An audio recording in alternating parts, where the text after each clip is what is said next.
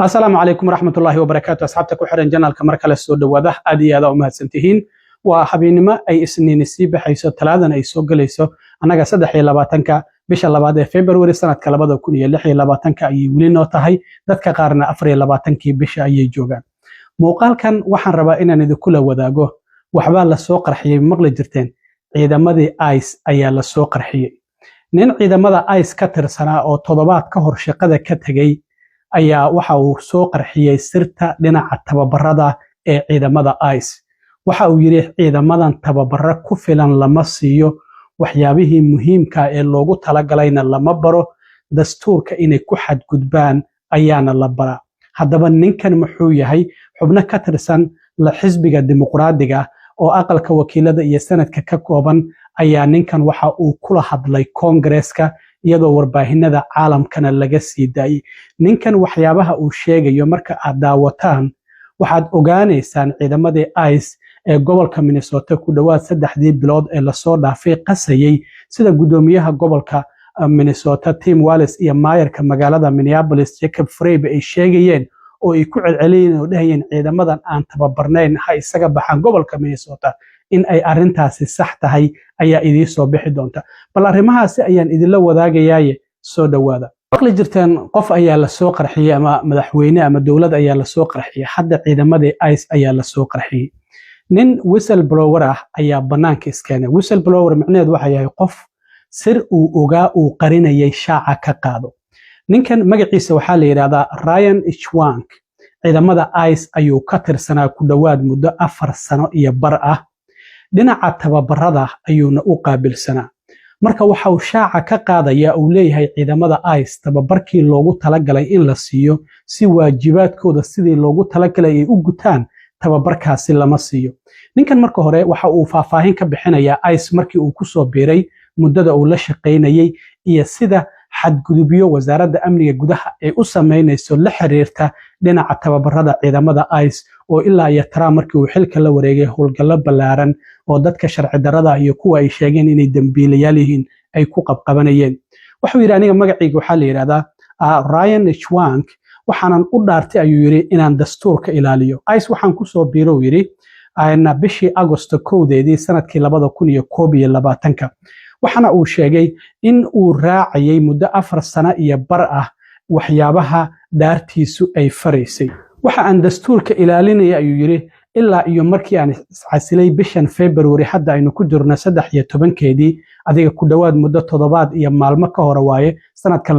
2026 ayaan casilay ayuu yiri si aan adinka idin la hadlo xubnaha marka dimuqraadiyiinta uu dhageysanayay ayuu yiri si aan arintan shaaca uga qaadoon idin la hadlo darteed ayaan isku casilay waxaan halkan u joogaa uu yiri maxaa yeelay waajibkayga ay mas'uuliyad iga saaran tahay in aan soo sheego sharciguna uu iiga baahan yahay in tababarada ciidamada ICE la siinayo xarumaha lagu tababaro lagu siinayo in tababar yaraan ay jirto tababarkaasina uusan shaqaynaynin isla markaana uu yahay mid broken ah oo gabi ahaanba burbursan waxa uu yiri tababarada ciidamada ICE lagu siiyo xarumaha lagu tababaro waa mid aad u yar mana shaqaynayo mid lagu shaqayn kara maahan gabi ahaanna waaba waxba kama jiraan bal isagoo arrimahaasi ka hadlayo magaciisa ku bilaabaya inta ciidamada ICE uu la soo shaqaynayay isla markaana dhahaya waajibkayga dastuurka ayaa ay amraya in aan runta cadeeyo warkaasi kadib Ryan Schwank waxa uu sii guda galay bal isagu tababar uu ciidamo siinayay ICE inta saacadihii loogu talagalay saacada ka yar in lagu siiyo wuxuu yiri 5 bilood ka hor waxa la ii weydiistay ayuu yiri in aan tababar siiyo ciidamo cusub oo ICE ay soo qoratay waxaan ku tababarayay magaalo ku taala gobolka Georgia oo xarunta ugu weyn oo ciidamada ICE lagu tababaro marka wuxuu yiri si mutadawacnimo ah ayaan waxa aan u qaato yiri howlaha shaqada la ii siiyay oo ku saleysan maadaama khibrad dhinaca ciidamada aan leeyahay isla markaana aan heer gobol iyo waliba heer dawladaha hoose aan la soo shaqeeyay in aan tababarkaasi ciidamada aan siiyo horeyna aan ciidamada ICE ula shaqeyn jiray waxa uu yiri maalintii ugu horeysay waxa uu yiri waxaa laysiiyey amaro sir ah oo aniga igu kooban uu leeyahay waxaa la ii sheegay in ciidamadan cusub ee ICE aan baro inay dastuurka ku xadgudbaan iyagoo galaya ayuu yiri guryaha dadku ay leeyihiin iyagoo aan wadan waraaq waaranti ah oo garsoore uu soo saxiixay wuxuu yiri 5 bilood ee la soo dhaafay waxaan goobjoog u ahaa ciidamada ICE oo kala furfuraya ayuu yiri tababaradii loogu talagalay waxa la yareeyay ayuu yiri saacadihii loogu talagalay in tababarada la siiyo ciidamada ICE waxa laga jaray ayuu yiri 240 saacadood wuxuu yiri ciidamada ICE in tababar la siiyo waxa ku filan 584 saacadood marka 240 ayaa laga jaray marka 344 saacadood ayay macnaheedu noqonaysaa marka oo tababara in ciidamada ICE la siiyo sidaas darteed wuxuu yiri galaasyada la doonayay in lagu baro dastuurka iyo sidoo kalena in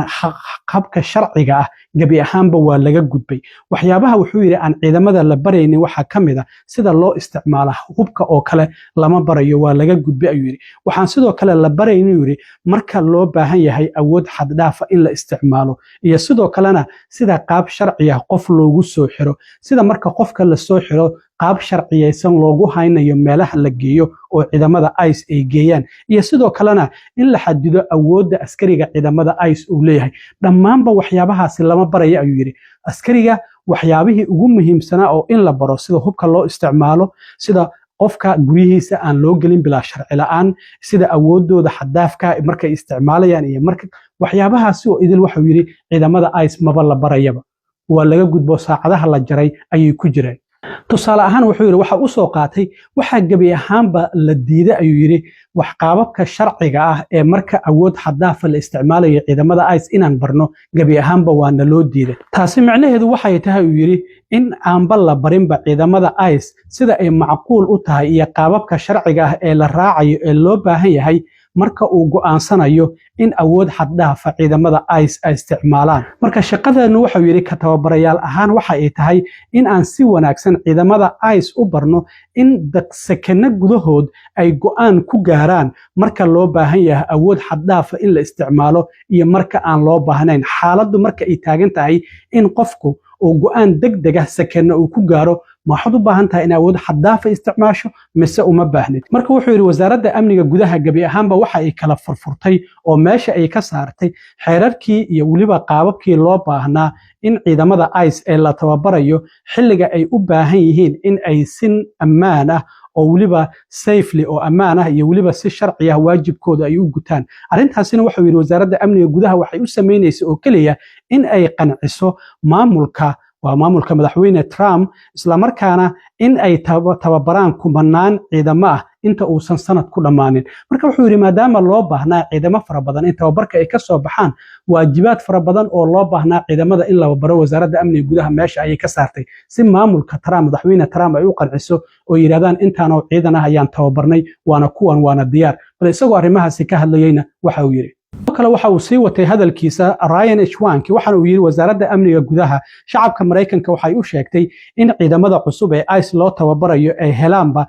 dhammaanba traininka loo baahan yahay si waajibaadkooda ay uga soo baxaan laakiin waxa uu yiri waxa meesha laga saaray oo la jaray waxyaabo muhiim ah oo loo baahnaa ciidamada in la baro arintaasina been ayaa wasaaradda amniga gudaha ay ku sheegtay ayuu yiri Ryan Eshwanki isagoo hadalkiisa sii wata ayaa waxa uu sheegay in ciidamada ICE marka tababarka la siinayay loo soo gaabiyay tababaradooda isla markaana meesha laga saaray waxyaabo muhiim ah taasi oo muhiim u ah shaqadooda isla markaana qatar keeni karta waxana uu sheegay qof macquul ah ma rumaysno in tababarkaasi la jaray oo gabi ahaanba kala bar laga dhigay tababarkii la siin jiray maadaama saacado fara badan la jaray in arintaasi aysan sharci ahayn Congress-kuna waxa uu u baahan yahay sargaalka immigration-ka marka la tababarayo in tababarkiisa loo dhameystiro marka waxa uu yiri ICE shaqadooda waajibkooda sidii loogu talagalay ugama soo bixi karaan dad ma xiri karaan hubna ma qaadan karaan awood xad dhaafana ma isticmaali karaan haddii aysan ku baasin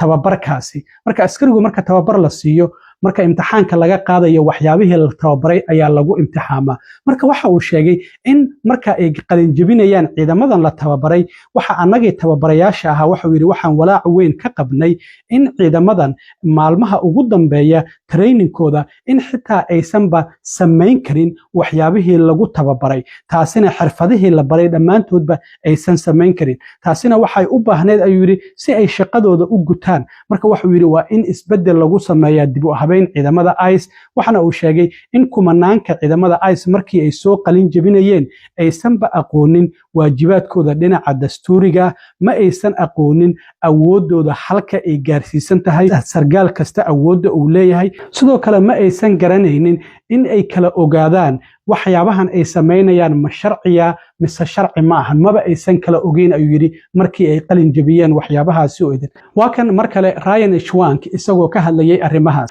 eedeymahan in tababar ku filan ciidamada ICE aan la siinin warbaahintu muddooyinkii ugu dambeeyey waa ay ka hadlaysay, laakiin hadda waxaa shaaca ka qaadaya ooba ka hadlayaba mid ka mid a saraakiishii tababarayay